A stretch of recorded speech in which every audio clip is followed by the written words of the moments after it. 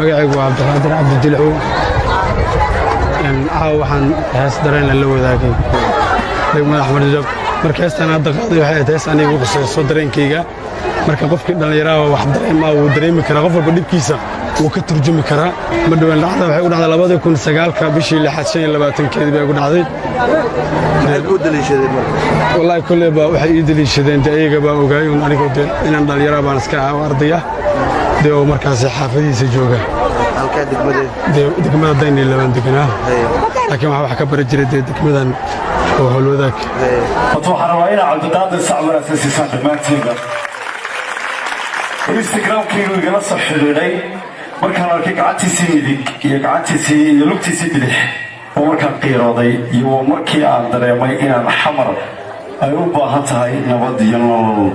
Sacmar asasiiya gudoomiyaasha iyo xildhibaaniinta oo dhammaan waana ninkii aan Instagram-ka markuu igala soo xiriiray oo sheekooyinka iyo qisooyinka wixii ku dhacay oo wixii diijeeswaadka magaaladan mar labaad Sacmar aksan walaalkiisa mid baan ogahay walaaltinimo sinjiyo dareen iyo Soomaalinimo xuduud ma laha waa ninkii baray Sacmar aksan Cabdiqaadir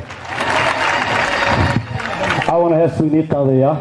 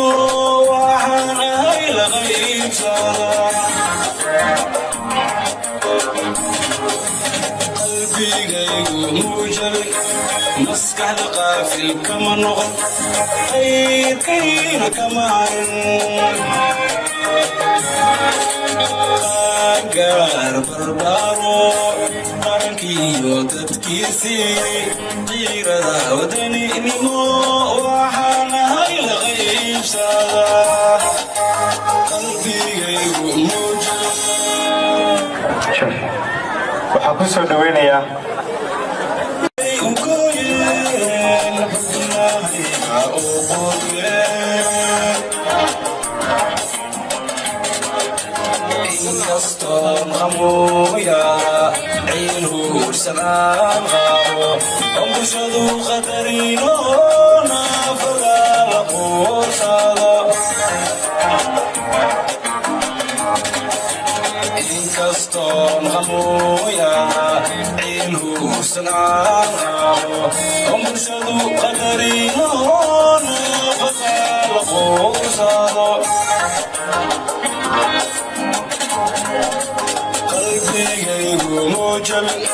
مسكح غافل كما نقر غير كينا كما قارب البارو قاربي ودتكيسي غير ذا وطني نمو وحانا هاي لغيب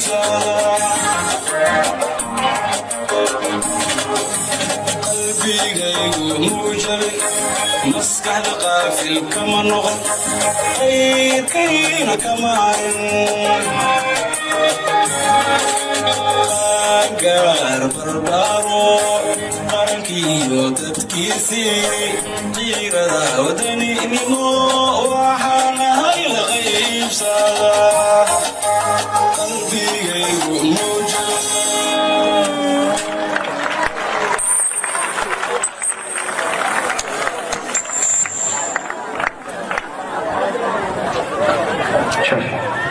waxaan ku soo dhaweynayaa